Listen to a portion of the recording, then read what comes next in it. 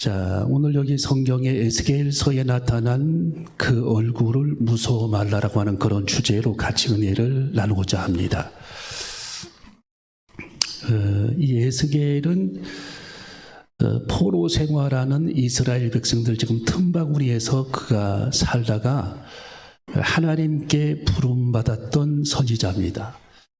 에스겔도 포로로 붙잡혀간 사람이고 바벨론 땅에 포로로 붙잡혀가서 포로들 틈바구니에서 생활했던 그런 에스겔을 하나님께서 그발 강가에서 그를 부르셨죠. 그발 강가에서. 그래서 선지자로 그를 삼아주셔서 하나님께서 에스겔을 이스라엘에 돕는 천사, 즉 이스라엘 백성들에게 영도자로 하나님의 그를 택정해서 포로 생활하는 이스라엘 백성들에게 많은 도움을 주고 또 그들에게 하나님의 말씀을 대언하고 또 이스라엘 백성들에게 예언하고 또 그들이 이제 바벨론 포로 생활을 마친 이후에 이스라엘 땅으로 돌아오는 모든 그런 과정을 설명해 주는 그런 자로 하나님께서 에스겔을 선지자로 삼았다라고 말씀해 주고 있는 것입니다.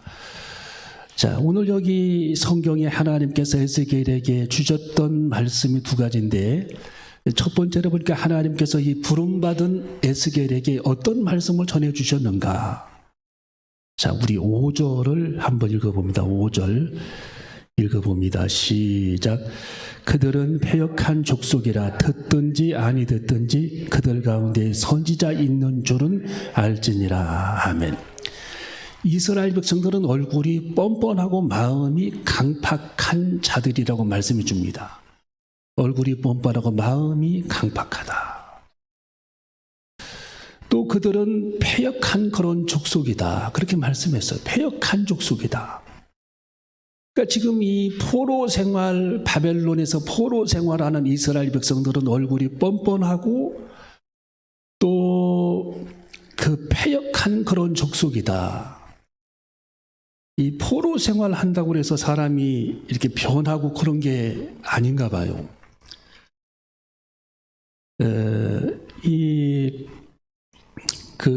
우리나라의 6.25 전쟁 때에 그 거제도는 포로들을 수용하는 수용소가 있었어요. 거제도. 여러분 거제도 가보셨나요?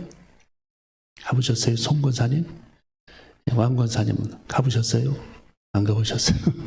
박건희 권사님은 가보셨고, 윤양 집사님 거제도 아직 모르셨고, 윤희숙 집사님 안 가보셨어요? 떡을 만드시느라고 아직 못 가셨어요. 양 권사님은 배 타고, 유구무 집사님은 거제도 가보셨어요? 사모님은 여러 번 가봤죠 거기. 자, 거제도에 가면 이 포로들을 수용하는 그런 수용소 터가 있어요. 지금도 남아있거든요. 6.25 동란 때. 이 포로들을 수용하는 그런 그 포로 수용소 그 터가 있는데 그 터에다가 지금도 그 집들이 그대로 있고 물론 다시 이제 만든 그런 기념된 그런 집들이지만 포로들이 수용된 그런 집들이 좀 막사지만 이 포로들이 얼마만큼의 포로들이 그 수용소에 있었냐 하면은 북한군 우리 국군들이 붙잡은 그 포로들 북한군 15만 명 13만 명이지 13만 명을 포로로 붙잡았고 중공군 2만 명 그래서 토탈 15만 명의 포로들이 이 거제도 포로 수용소에 6.25 동란 때 그들이 붙잡혀 있어서 막사에 생활했거든요. 그런데 이 포로들 중에는 물론 그 포로들은 이제 북한 군인들이고 중공군이지만 그 포로들은 이 생각이 두 가지로 나누어집니다. 생각이. 그러니까 공산주의를 좋아하는 포로들이 있고 공산주의를 싫어하는 포로들이 있어요. 그래서 친공주의자라고 하는데 공산주의를 좋아하는 포로들을 친공주의자들이 있고 반공주의자들이 있었어요. 자, 이 반공주의자들은 공산당을 싫어하는 거, 자기가 공산당이지만 그걸 싫어하는 겁니다. 친공주의자들은 공산당을 좋아하는 거예요. 그래서 같은 막사 안에 생활하면서도 패가 두 패로 갈리는 거예요. 그러니까 민주주의를 좋아하는 포로, 공산당을 좋아하는 포로. 그래서 이 공산당을 좋아하는 그 포로들이 거기서 여러 번의 반란을 일으킵니다. 반란. 예, 그 막사 안에서. 여러분 생각해 보세요. 15만 명이 거기 들어있는데 그 15만 명을 관리하는 우리나라의 그 국군들, 유엔군들은 15,000명밖에 안 됩니다. 그 어마어마한 그런 인원들을 관리하는 거예요. 막사에서. 철조망을 쳐놓고 총으로 보초를 쓰면서 그들을 관리하는데 그게 관리하는 게 보통 문제가 아닌 겁니다. 왜? 계속 그들이 거기서 반란을 일으키고, 예, 나중에는 그 반란을 일으켜가지고 그 제일 높은 그 유엔군 그 높은 별자리 그 소장을 면담을 할 게 있다라고 그러거든요. 면담을 이렇게 신청을 하면서 면담하는 척 하면서 그를 납치해 갑니다. 수용소 안으로 그들이. 사령관이 납치를 당했으니 어떻게 합니까? 제발 돌려달라, 보내달라. 안 들어요. 우리 조건을 들어주지 않으면 너희들의 사령관을 보내주지 않겠다 하면서 계속 고집을 부리면서 협상을 요청합니다. 나중에는 유엔군이 거짓 협상에 응하는 척하면서 그를 빼내오는 데 성공을 했어요. 예. 근데 그 빼놓는 그런 과정들 속에서 몸싸움이 벌어지고 그들이 칼부림이 막 일어나면서 국군이 한 사람이 거기서 죽게 돼요. 그러면서 총싸움이 벌어져가지고 유엔군하고 국군이 그들을 총으로 70명, 80명을 사살해버립니다. 거기서. 또 뭐 유엔군 헌장을 먹였다느냐 하면서 계속 그들이 거기서 반란을 일으키는 겁니다. 그러니까 유엔군들이 착하잖아요, 사람들이. 예. 인도주의적으로 그들을 포로들을 대하니까 그들은 그 고마움을 느끼지 못하고 계속해서 저항하고 반란을 거기서 일으키는 겁니다.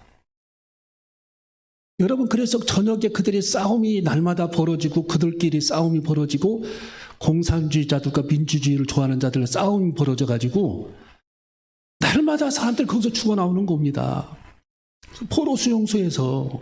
야, 여러분, 저는 그 내용을 보면서 이 성경에 기록된 이스라엘 지금 백성들이 바벨론의 포로로 붙잡혀 왔지만 그들이 거기서 차분하게 생활하는 것이 아니라 시기하고 싸움하고 서로 혈기를 부리고 다툼이 일어나고 이런 일들을 계속하고 있다는 거예요. 그래서 하나님께서 이 에스겔을 불러서 그들을 가리키라. 그리고 그들을 훈계하라. 그들에게 하나님의 복음을 전하라. 그들에게 예언하라. 그들이 석방될 것을 가르치라. 하면서 하나님의 말씀을 계속 전하라고 하나님께서 에스겔을 그들에게 붙여놓은 겁니다. 자, 우리 성경을 5절을 읽어봅니다. 5절 읽어봅니다. 시작.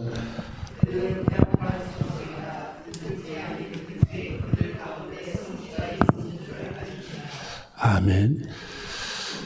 자, 하나님께서 이 에스겔에게 사람 때문에 흔들려서는 안 된다라고 말씀해 주고 있어요. 사람 때문에 흔들려서는 안 된다. 누구 때문에요?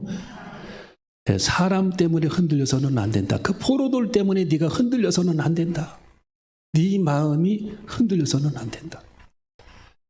여러분, 배들이 바다에서 오늘 뉴스 보니까 파도가 굉장히 지금 높게 일어난다고 하는데 이 배들이 침몰되는 게 어떤 요인입니까? 바람 때문이죠. 파도 때문이죠. 이 배가 흔들리면서 침몰이 되는 거죠. 흔들리다가 이 자동차도 흔들리다가 막 뒤집히잖아요. 짐을 많이 싣고 가다가 이 솔로몬도 우상 숭배를 하면서 마음이 흔들립니다. 결과적으로 말년에 우상 숭배하는 그런 현장을 자꾸 방문하면서 산당을 지어주면서 마음이 흔들렸어요. 신앙이, 솔로몬이. 이 흔들림이 멸망을 당하는 그런 지름길입니다. 망하는 지름길. 다윗도 바세바 사건 때문에 마음이 흔들렸잖아요. 라반도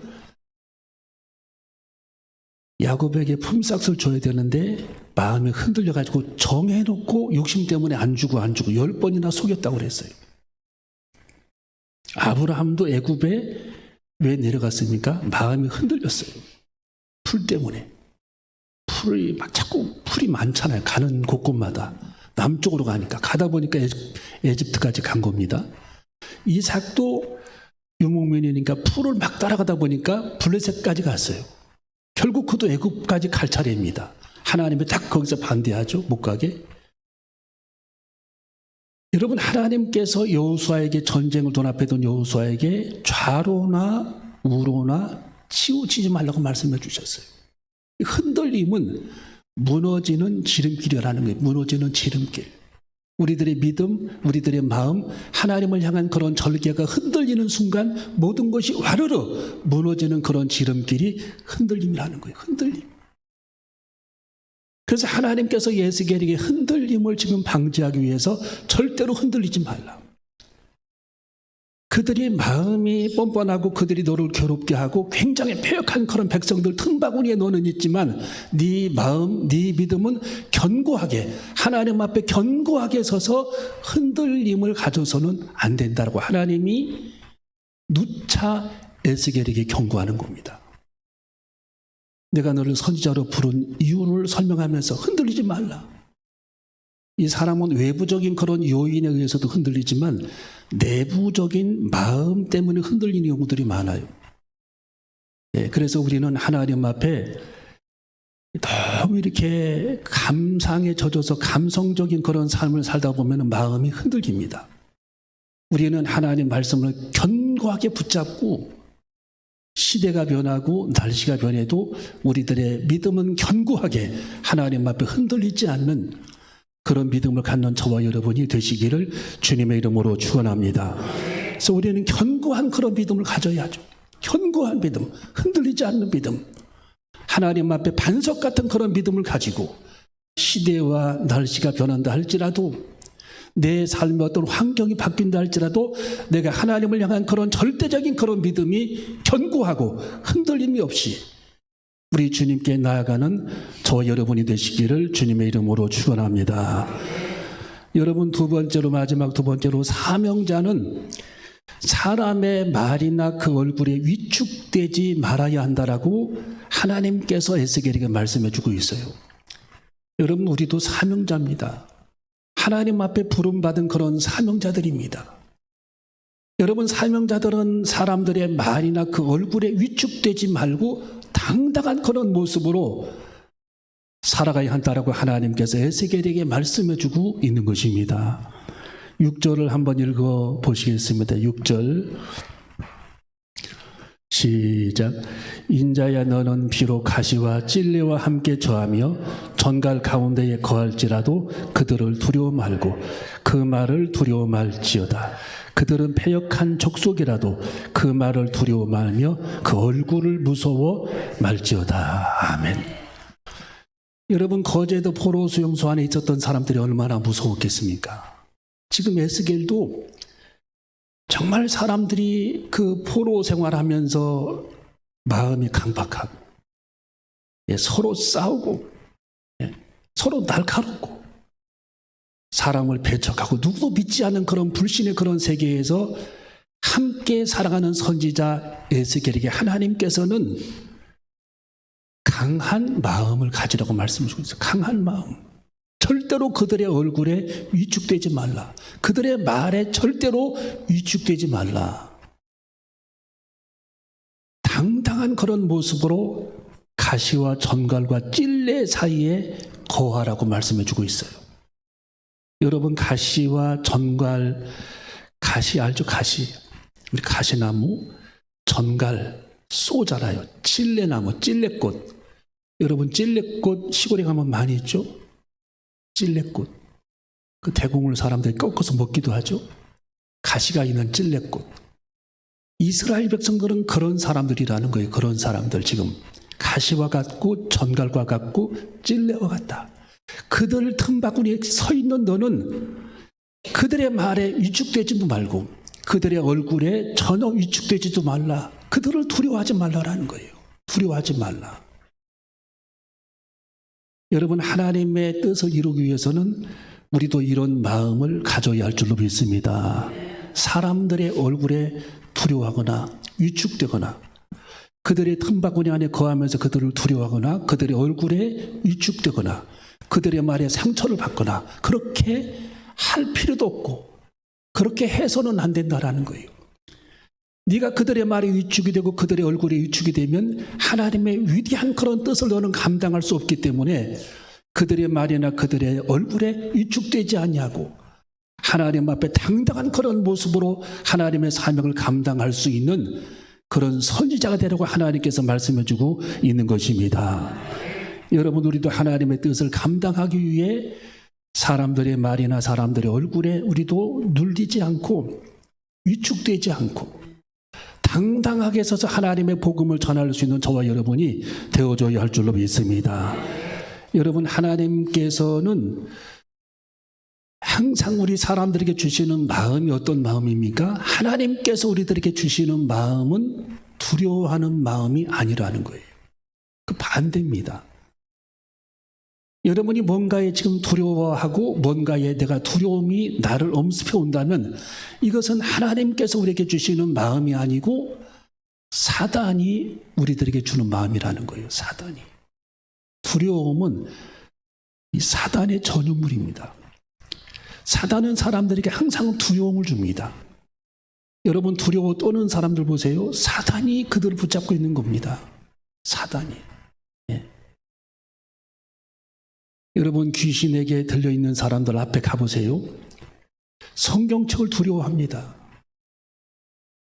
눈을 마주치려고 하지를 않습니다. 그리고 숨으려고 합니다. 그리고 피합니다. 그리고 신방을 가겠다고 하면 오지 못하게 합니다. 그리고 도망가 버립니다. 왜? 이 사단은 두려운 것을, 이 두려움의 전유물, 즉 사람들에게 두려운 마음을 주는 거예요. 사람들에게 두려운 마음을 사탄은 불어넣어줘서 두렵게 합니다. 인생을 두렵게 하고 사는 것을 두렵게 하고 내일 길을 두렵게 하고 사람 만나는 것을 두렵게 하고 내가 해야 될 일들을 두려워합니다. 무기력증에 빠지게 한다라는 거예요. 사탄은.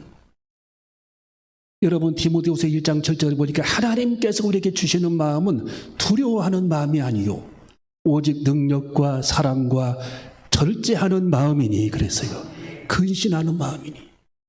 하나님께서 우리에게 주시는 마음은 두려워하는 마음이 아니고 오직 능력과 사랑과 절제하는 마음이니 그랬습니다. 여러분, 하나님께서는 우리들에게 담대함을 주시는 것입니다. 우리들에게 담대한 그런 믿음을 주시는 것입니다. 담대한 말씀을 하나님은 주시는 것입니다. 하나님은 담대한 새 힘을 하나님이 공급해 주시는 것입니다. 여러분, 하나님께서 우리에게 주시는 그 마음을 우리는 받아야 할 줄로 믿습니다. 그 담대함을 소유해야 합니다. 그래서 하나님께서는 여호수아 1장에 보니까 여호수아에게 하나님은 담대하라고 8번이나 말씀해 주셨어요. 네. 네가 가나안 땅을 정복하기 위해서는 담대해야 된다. 그들을 두려워하지 말라. 너는 담대하라. 두려워하지 말라. 담대하라고 하나님께서는 8번이나 여호수아 1장의 담대와 두려움을 계속해서 반복해서 말씀해주고 있는 것입니다. 여러분, 우리는 하나님 앞에 담대한 믿음을 소유하는 저와 여러분이 되어줘야 할 줄로 믿습니다. 사단은 우리들의 마음을 꽁꽁 늘 결박하기를 원해요. 우리들의 마음을. 여러분, 거미가 거미줄에 걸린 파리를 잡아먹을 때 어떻게 됩니까? 막 결박하잖아요. 계속 결박해서 물어뜯잖아요. 여러분, 사단도 사람들의 마음을 결박하는 거예요. 무기력하게 하고 힘이 빠지게 하고 두려워하게 하고 절망하게 하고 늪에 떨어지게 하고 막 가위 눌리게 하고 이게 사단의 전략입니다. 여러분, 우리는 사단의 모든 그런 전략을 말씀으로 끊어내고 하나님의 성령이 거민 하나님의 말씀으로 그들을 끊어내고 하나님 앞에 담대한 모습으로 살아가는 저와 여러분이 되시기를 주님의 이름으로 축원합니다. 여러분, 다윗이 골리앗을 만났을 때 두려워했으면 어떻게 골리앗을 이겼겠습니까? 다윗이 그때 막 두려워서 숨었더라면 이스라엘 역사가 바뀌는 겁니다. 세계인들이 다윗이 누군지를 모를 겁니다. 다윗은 하나님께서 주시는 그런 담대함으로 골리앗 앞에 서서 그를 상대했고 그를 눕혔기 때문에, 그를 죽였기 때문에 이스라엘이 전쟁에 결국 승리하고 사울 왕의 눈에 띄게 되고 백성들의 눈에 띄게 돼서 나라의 왕이 되고 세계 역사에 지금도 예수 그리스도를 알지 못하는 많은 사람들이 다윗과 골리앗 이야기를 알고 있는 겁니다. 그 용기, 그 담대함, 이것을 소유했던 사람이 다윗이었습니다. 왜? 그는 하나님께서 자기와 함께 하시고 우리 하나님께서 자기의 등 뒤에서 자기를 돌보시고 돌팔매 속에 하나님께서 역사해 주셔서 골리앗을 이기게 하시겠다라는 하나님의 계획과 하나님의 뜻을 이 다윗의 믿음으로 받아들여서 골리앗 앞에 나갔던 것입니다. 여러분, 우리도 이 다윗처럼 담대함을 갖는 저와 여러분이 되어줘야 할 줄로 믿습니다. 하나님의 큰 역사들, 하나님의 위대한 그런 일들은 담대함 속에서 이루어진 것입니다. 링컨이 남북전쟁을 두려워했다면 노예들이 석방되었겠습니까? 지금까지 노예들을 시장에다 내다 팔 겁니다. 그러나 이 링컨은 하나님을 의지하고 담대함으로 남쪽 사람들, 미국의 그 남부 사람들이 노예들을 부려먹었는데 풀어줘 하면서 그들을 풀어내라고 요청했지만 그들이 듣지 않아서 전쟁이 벌어지잖아요. 남북전쟁이. 거기서 이 링컨이 담대하게 그런 전쟁에 나갔고 승리했기 때문에 노예들이 다 풀어져서 미국은 자유인의 나라가 된 줄로 믿습니다. 여러분, 6.25 동란 때 트루먼 대통령이 공산당을 두려워했다면 우리나라의 군인들을 보내지 않았을 겁니다.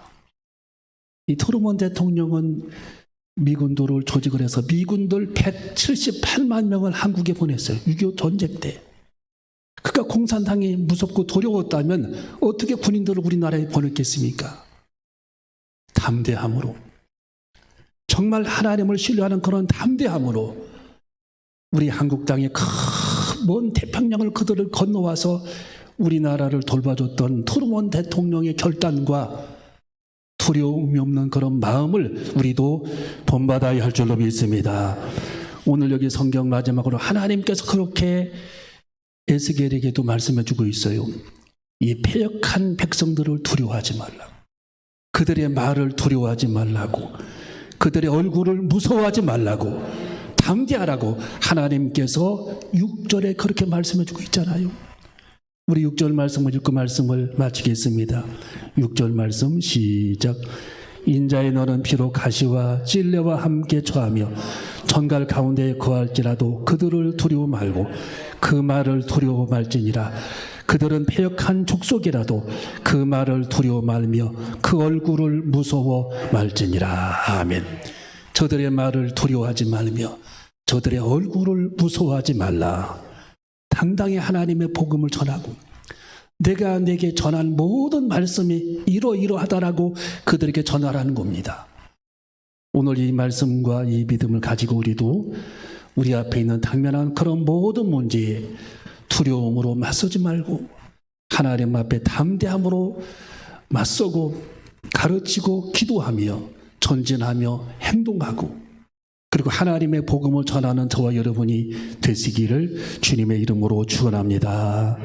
기도하시겠습니다.